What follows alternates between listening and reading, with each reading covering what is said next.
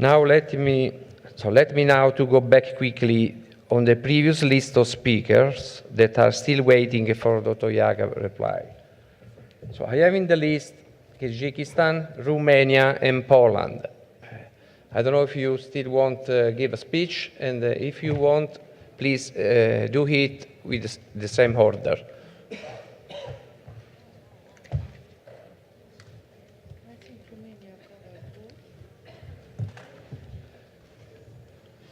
Kyrgyzstan, do you want to give a speech?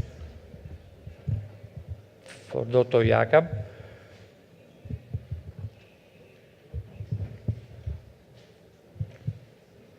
It seems to.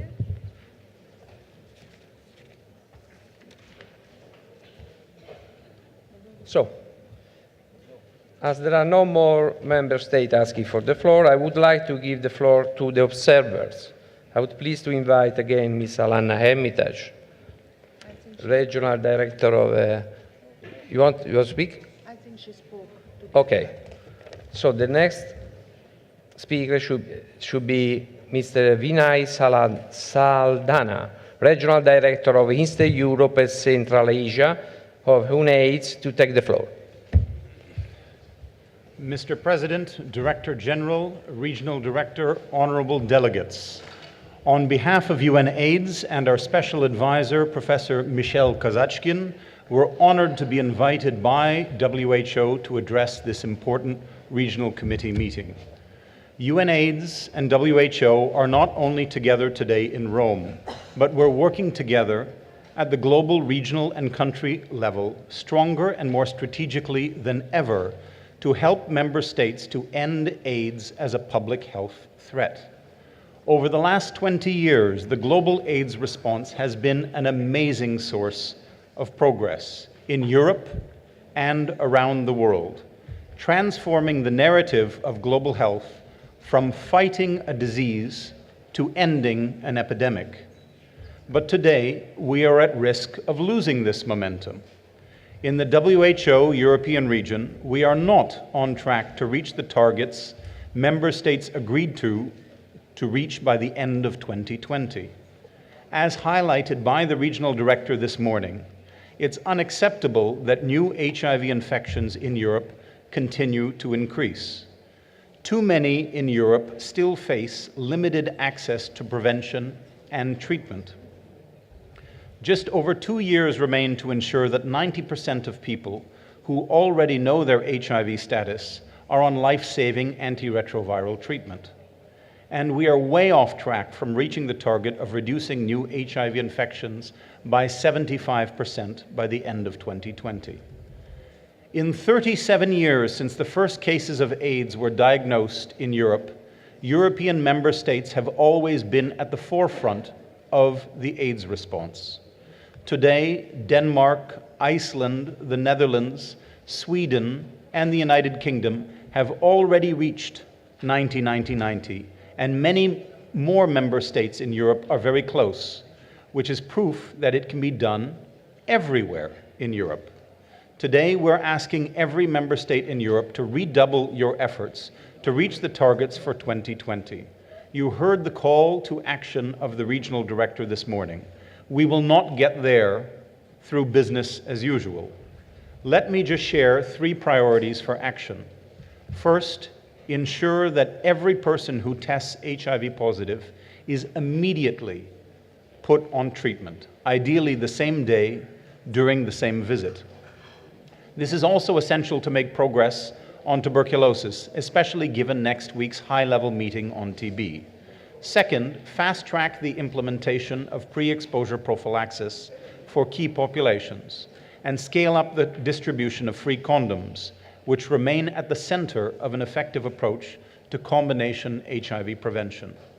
Third, please advance the agenda for zero discrimination in healthcare settings, not only because this is essential to ensure no one is left behind in accessing universal health coverage, but also because the implementation of a policy for zero discrimination in healthcare settings will cost you little or nothing, which is exactly why it is priceless.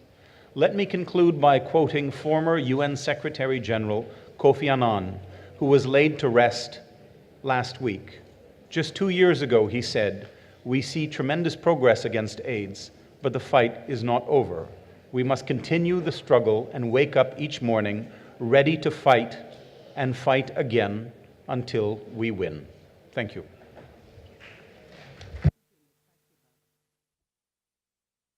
Thank you, Mr. Vinay, for your talk.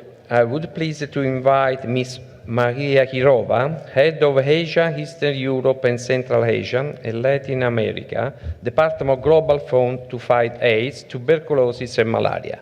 Please, you have the floor.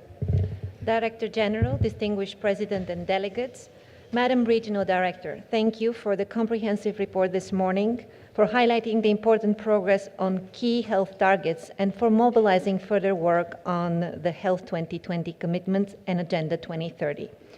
Smart, effective health investments through the Global Fund partnership have enabled significant progress in the fight with the world's deadliest infectious diseases globally and in the WHO Euro region. During the last 15 years, the countries in the Eastern Europe and Central Asia region have made substantive strides in the fight against HIV, TB, and malaria. We have witnessed a remarkable accomplishment after a number of countries in South Caucasus and Central Asia have defeated malaria. Evidence-based HIV prevention services, including harm reduction, have been significantly scaled up in a number of countries in the region. We have jointly witnessed big strides in the fight against TB, with decreasing TB and mortality rates and increasing life-saving TB treatment to patients. Despite the progress, we also recognize that there are alarming challenges to the fight against HIV-TB in the region. New HIV infections are on the rise. Co-infections are also increasing. This is the only region with the biggest treatment gap globally. More than 2/3 of the people in need of treatment do not receive life-saving treatment. This is the region with growing multi-drug and extensive drug-resistant TB, and the MDR-TB treatment success across the region is low. Winning the battle against HIV and TB will require that we must be highly focused on ensuring access to services for the key and vulnerable populations which are disproportionately affected by TB and HIV. Achieving the SDGs will require change, increased investments from domestic and international sources, accelerated innovation, even more effective partnerships, strong political will, and a relentless focus on results and impact. To outpace the HIV epidemic in the region, it's required that the prevention gaps are rapidly closed and treatment is promptly expanded. Progress on the TB epidemic hinges on finding all missing cases and treating them successfully. The Global Fund partnership is heavily investing in the expansion of molecular diagnostic technology, which delivers faster, more accurate results, including for drug-resistant TB. We need working more efficiently, more cost-effectively, and attaining much better results on the TB front in the WHO Euro region. Strong systems for health are the primary line of defense against HIV, TB, and malaria, while also enabling detection, prevention, and response to new and existing threats to global health security. Sustaining the gains and the focus to end the epidemics will increasingly require greater national ownership and domestic financing of the national disease responses. Increasing domestic commitments for health takes good forecasting, careful budgeting, a well-functioning tax system, delivering the right package of services, inclusiveness, and also delivering efficiently. More than anything, it takes political leadership. Only true partnerships can allow for frank and rigorous discussions and decisive evidence-based action that can lead to success in defeating TB and HIV in the region. We look forward to dialogue and joint work with WHO and countries in the Euro region to strengthen the sustainability of the national HIV and TB responses and across the region. Thank you.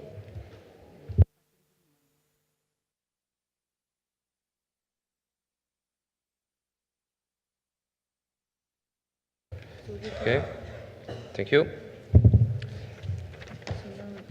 Yeah. I'd like to give the floor to Dr. Missiri, Regional Director of International Federation of Red Cross and Red Crescent Associations. Please. Mr. Chairman, dear representatives of member states and partner organizations, distinguished ladies and gentlemen. On behalf of the International Federation of Red Cross and Red Crescent Societies, thank you for the opportunity to address you. As a representative of the largest humanitarian network in the world, I am pleased with the emphasis that is placed by the WHO and the member states on the most vulnerable and equity in health services. Global health community considers primary health care orientation as critical for equitable progress in health. 40 years ago in Almaty, the International WHO Conference on Primary Health Care called all governments, all health and development workers, and the world community for urgent action to protect and promote health to all. The existing gross inequality in the health status of people, particularly between developed and developing countries, as well as within countries, is politically, socially, and economically unacceptable, and is therefore of common concern to all countries, and it is relevant even here in Europe. Today, after 40 years, this remarkable declaration remains still fully relevant. IFRC and Red Cross, Red Crescent societies have strong commitment to primary health care. In the health initiatives and interventions undertaken by the Red Cross, Red Crescent, the starting point is often severe damage to or even total collapse of health system and of all services it provides. Red Cross and Red Crescent societies have demonstrated effectiveness of primary health care in the hardest possible circumstances: conflict zones, disasters, humanitarian crises. We demonstrated that primary health care approach provides assurance that the impact achieved will be sustained well beyond the initial interventions. In 2016, approximately 12 million Red Cross Red Crescent volunteers, supported by almost 500,000 staff across 190 national societies, 190 countries, directly reached approximately 182 million people with health and WASH services. This affirms our global membership as one of the world's key actors in global health, which collectively is able to bring significant resources to bear in times of both peace and emergency. In Europe, in addition to health threats such as tuberculosis, HIV, non-communicable diseases, currently we are seeing new trends, new threats related to displacement, migration, violence, and these trends and threats must also be addressed if we aim to achieve sustainable development. Red Cross Red Crescent societies in Europe have widest network of trained staff and hundreds of thousands of volunteers. We are permanently present in communities and work across a continuum of development and humanitarian settings to serve the most vulnerable. This unparalleled presence at community level, enhanced by the auxiliary status to the public authorities and complemented by the solidarity and universality of the International Red Cross and Red Crescent movement. Our movement is therefore uniquely and powerfully placed to drive meaningful and sustainable change at the community level by building and strengthening resilience.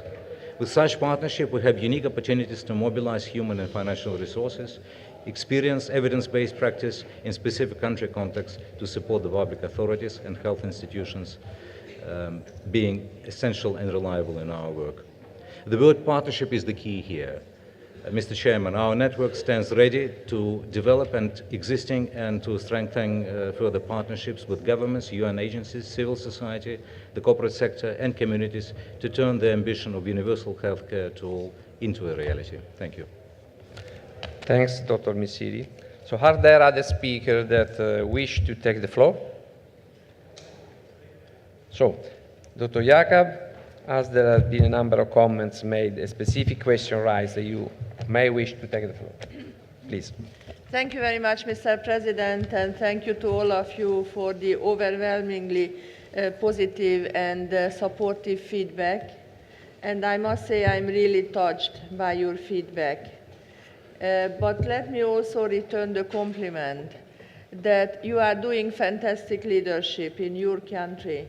And the reason why we can report on great progress is because of your leadership and your progress in the countries and all your achievements. And of course, it is a joint work with member states, with all the partners, and all the WHO staff in the regional office, with whom I will share, obviously, your feedback.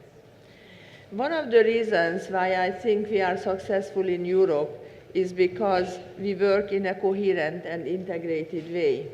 And in this work, the Health 2020 and all the public health approaches that we have jointly adopted have led the way, and it's very important.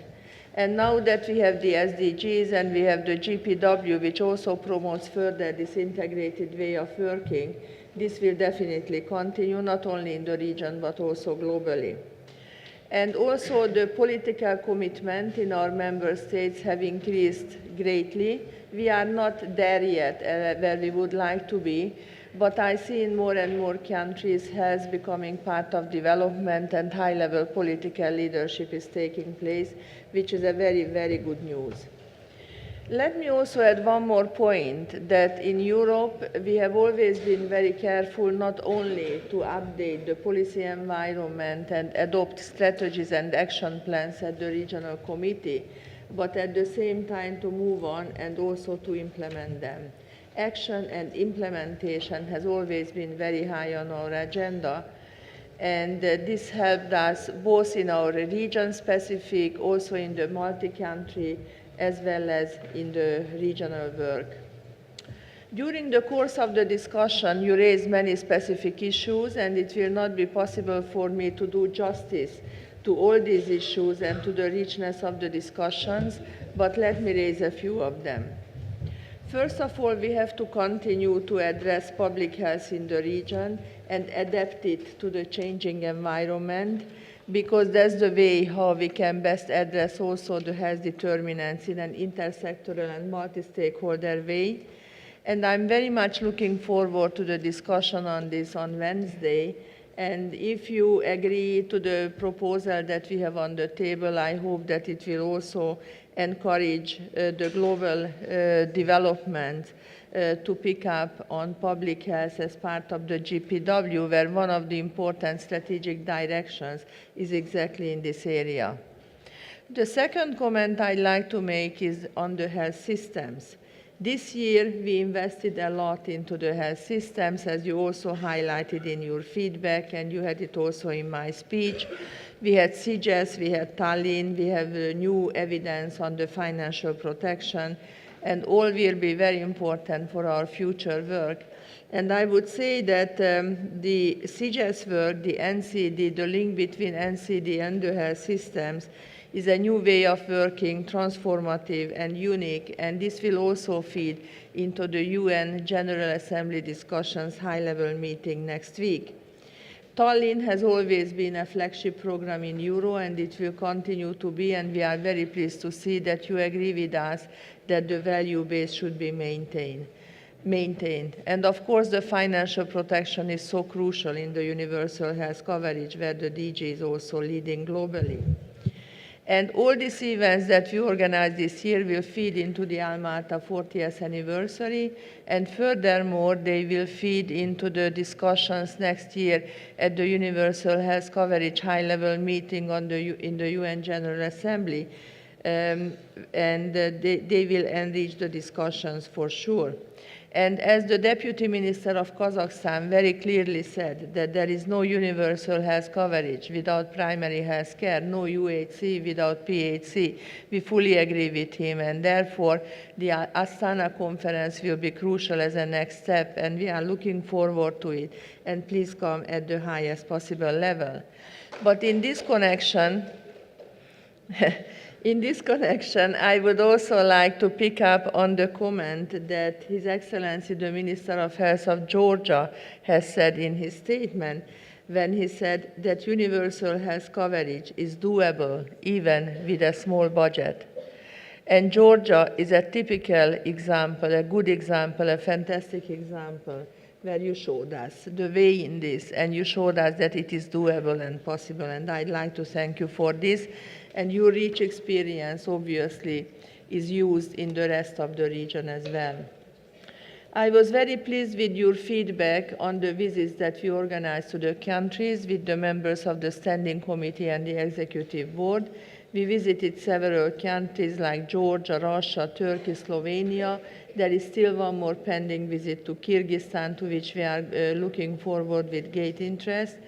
And we are all encouraged to see that you find them useful. We will continue if you so wish. And I heard the DG also confirming that he listened to you, and he will also organize similar visits at the global level, which will lead into the discussions of this important area of work also in the governing bodies, as you requested. I also want to pick up on the issue of the GDOs. the geographically dispersed offices in Europe, of which we have 5+1. One is still being built up, 5 are already established and functioning very well. We have a GDO policy in place, which was adopted by the Regional Committee in 2012 following a very tough discussion, but now there is a very good agreement and consensus and good collaboration around the GDOs. They play a very significant role in the European region because they enrich and enhance the technical capacity, the limited, the strained technical capacity that we have in the regional office for this amount of countries and for all the technical work that you expect from us. This year, we are submitting a progress report to you on the GDOs, which you will discuss on Thursday. But next year, I would like to put this on the agenda as a standalone item so that we can discuss more in depth the achievements and also the way forward on this. Then on the program budget, there were 2 issues particularly raised by Norway, and I'd like to thank the Norwegian delegation. One was in relation to the late publication of the program budget. I think the DG already picked up on this, but let me confirm what he said, that the late publication was due to the fact that we wanted to base this program budget on the new GPW. And the GPW was developed through a fast-track process much earlier than it was initially expected.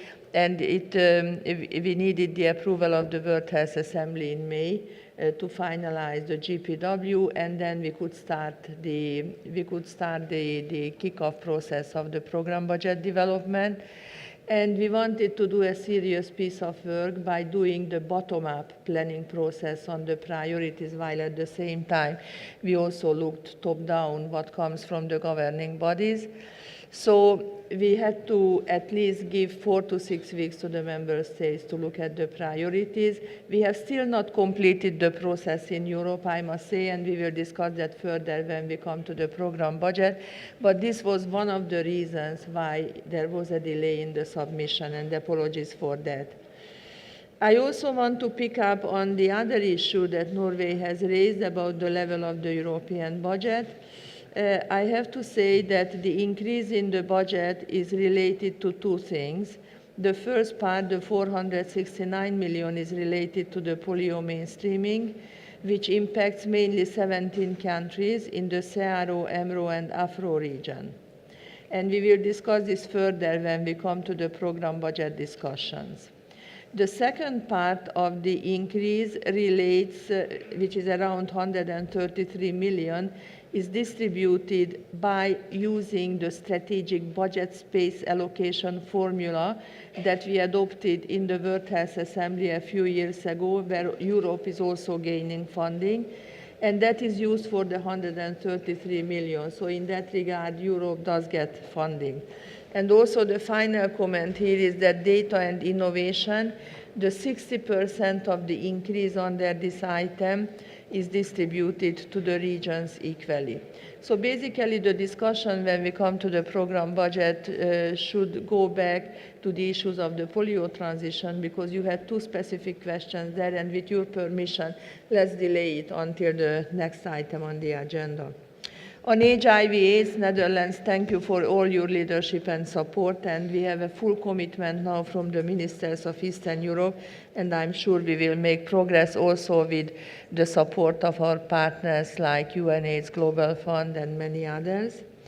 You also pointed out the importance of health information systems, and I heard you saying 2 comments, giving 2 comments to me. One is that on the big data, please involve OECD, which we will do, and invest more into the digitalization of the health system, which is a priority for us, and early next year we are already planning a meeting on the digitalization.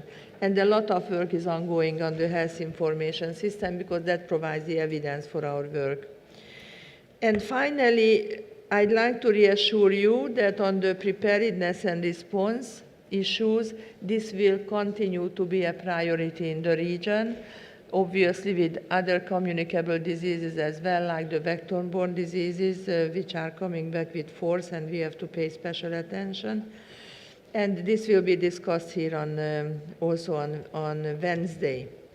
And then finally, I'd like to thank you for the nice comment that you made about the positive working environment at the regional office and the Respectful Workplace initiative. And I'd like to add one more thing to this, and this is the cultural change initiative that the DG is leading as part of his transformation agenda, and we are investing quite a lot to see how we can further progress and change the culture within WHO to be more responsive, more fit for purpose, but also to be a conducive working environment. So with this, ladies and gentlemen, I'd like to thank you for your support. I'd like to thank the DG for his support, and I'd like to thank all the partners for the great collaboration we have. Thank you.